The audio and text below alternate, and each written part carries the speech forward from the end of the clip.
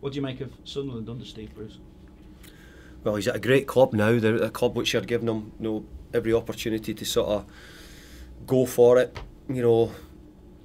Get players in, and he's doing a great job, Steve. I think he's got them in a good league position.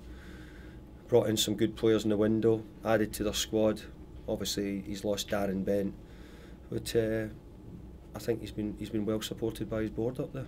Still tight though, isn't it? So this game's a good opportunity to start moving up towards. Yeah, it's still tight. I mean, we'd known if we'd sort of get a result against Bolton in the last game, I think we might have gone within about 3 points of Sunderland. So it can change very quickly. But in the same breath, if we lose, then they'd look a long way away from us. So we have to try and get the points to stay in touch with them. Do you see Sunderland as one of those sides that can be challenging up and around those European spots? I do. With yourselves over the next few years? Well, I think Sunderland look as if they're a club which are sort of building towards that.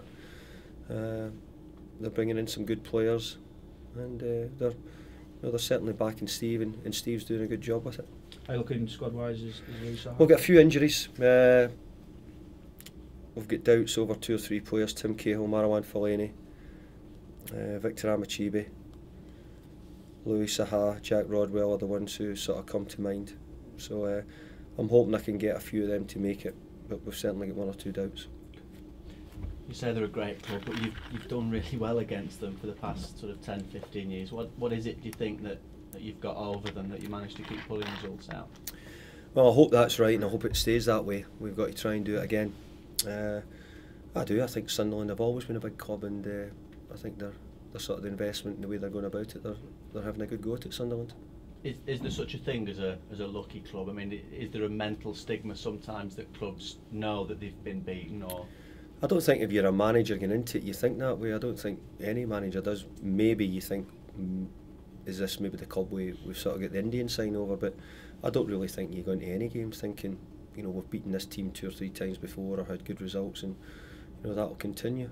And I don't know if you know or not, but if you pick up a point from this one, it would be your 500th in the Premier League, which you'd only be the 4th manager to have ever done that. Is that right? What would that mean to you to get that landmark?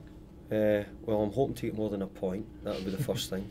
But if I do, then I think it's an achievement to be in football management as long now, and from that point of view, then most managers nowadays are hoping to get longevity. I'm really fortunate that I've been given it here, and let's hope there's a few more points to come. And the other landmark is the ridiculous amount of time that Everton have gone without a penalty now. What is it that just, is it just luck that's not going your way, or is it just that you're not getting fouled in the penalty area? Yeah, I think we need to get to extra time and penalty shootouts to get a penalty kick now. That's the only way. But yeah, as you could see last week by the penalties, most of the players have been saving them up and waiting for the moment. But no, we've not. We were talking about that the other week. There, we've not had the penalty kick in the Premier League. So maybe we're not getting in the box often enough. Maybe we're not giving the referee a decision to make often enough. So let's see. Maybe we'll get a few between now and the end of the season, hopefully.